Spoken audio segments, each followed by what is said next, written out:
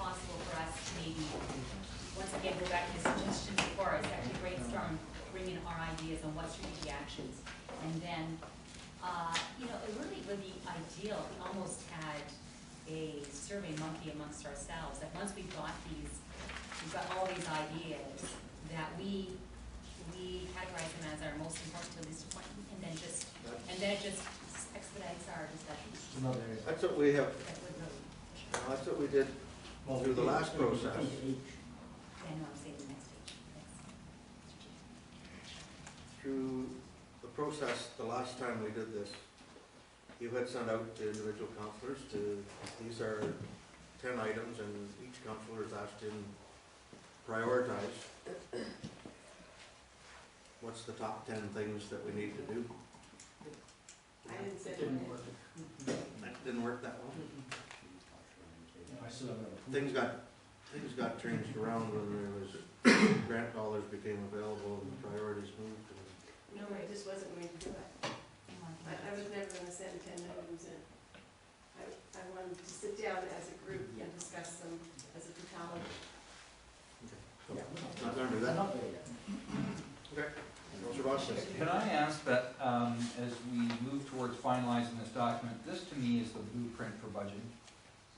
I mean, really, everything we do in terms of budget items should be going through here and somehow hitting some of these initiatives. Could I ask that we get this done before we start budgeting this year, and this can be sit out here as we talk about what items we're going to approve? That's part of it.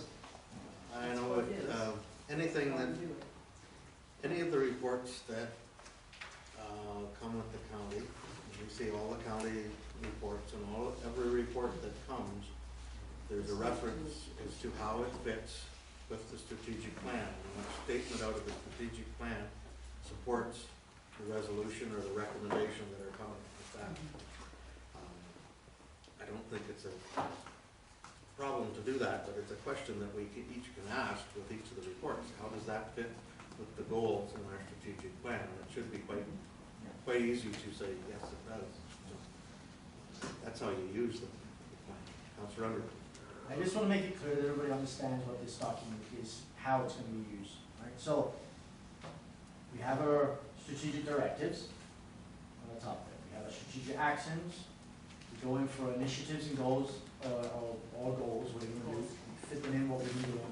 Then we see, as you can see, the matrix in the back of how many different groups will be affected by doing this, and it should be able at that point, when you see one that's got a whole whack of things across it that's covered off, this helps staff utilize or decide, okay, this is a good way to go because this could affect this, and this. And if they find other reasons as we go along, they can add and say, oh, it's going to affect this and this as well. And this is how it goes. And this is how we start using this as a priority document. They can start prioritizing, and it helps them when we go into budget, they can substantiate it by saying, well, this can be done because it's going to hit off this, or A, B, C, D, E, F, G on the list here because it's going to affect it this way, this way, and this way. Everybody understands that? Yep. And it should make it easy then for staff to understand what we've got to do to be able to accomplish these final strategic directions. Is that where we can do short-term, long-term? You want to do that is a budgeting thing at that point. Okay, so we look at something, then we have to decide. You get something, you get a bunch of things that have got 6 across, and you look at something which is going to be obviously a much greater price than something else. We look for the most expedient ways of us being, or effective ways for our dollars to do it. And that's where we've got to make decisions. Bang for the buck. And that's where we've got to make decisions at that point. Okay. I got the motion to accept this, get some verbiage and bring it back on Monday. All in favor of that? Thank you.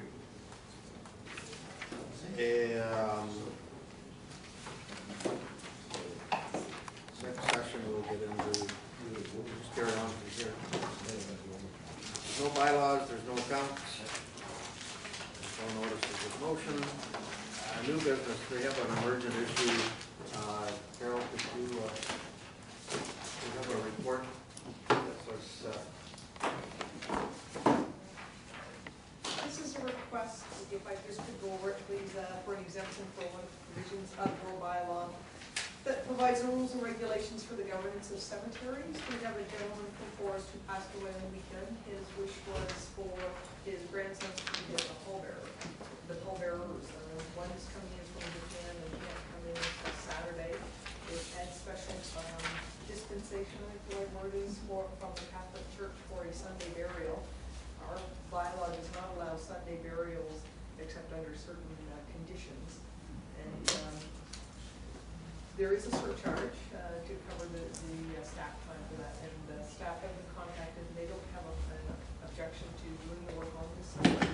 And family has been willing to pay the extra surcharge, so if you use the time enough, we can let these people know that they could put the burial on Sunday.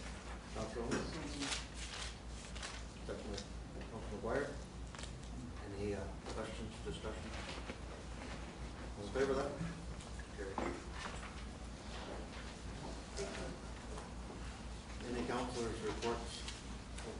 Mr. Bones? Yeah, just the one on, we attended the October 4 STF ESR addendum public meeting at the Region. I'm just going to ask that for whoever is attending on this coming Thursday, 2 sessions, 4 to 6, 7 hours, just a reminder that we do speak as one voice when it comes to the decision that was made by this council, and that we reaffirm that. Absolutely. Okay. Opportunity for the public to. Yes. Well, there is one thing, and it's been 6 months since we did an evaluation of the member staff, and we did say we get back after 6 months instead of 3 months.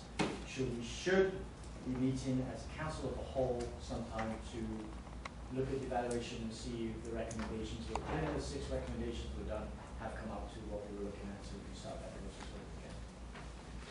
So I guess we should make a motion for council meetings, council of the whole, to discuss the evaluation process of the member staff.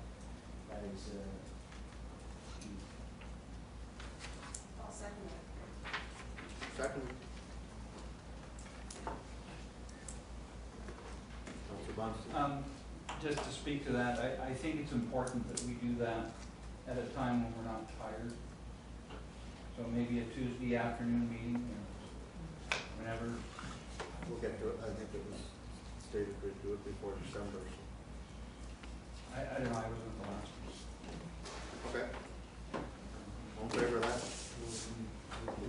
Let's put a date in it, and then we'll look towards it. when everybody can look at the schedule, so it's a Tuesday. Are we doing a separate Tuesday or are we doing a regular Tuesday?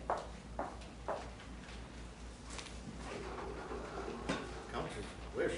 What do you do? Well, How about 16th of October, is that what you said? kind of busy? 23rd? Let's pick sometime in November, possibly at our second Tuesday meeting in November. We can either meet prior or after. There goes strategic planning.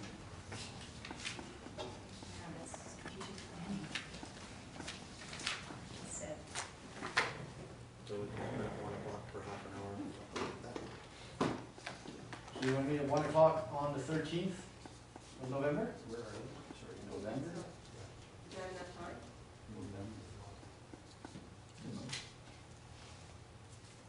Is that your motion? Yes. Second is okay with you? Yes. We're in We're November the 13th now. Is that our normal Tuesday? Yep. And at 1 o'clock, we'll be in camera till 1:30. All in favor of that? Opposed? Carried.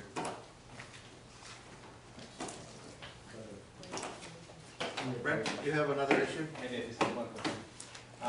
We received a request from the Habitat Stewardship Group from Huron Woods. They're planning an application under the Great Lakes Community Fund. And what they're proposing to do is increase an education program for species at risk outside of their subdivision. And they would like to look at all the affected areas from Port Franks up to Grand Bend. So what they're really looking for is municipalities to sign as a partner. The grant fund requires that they either have the support of a conservation authority or a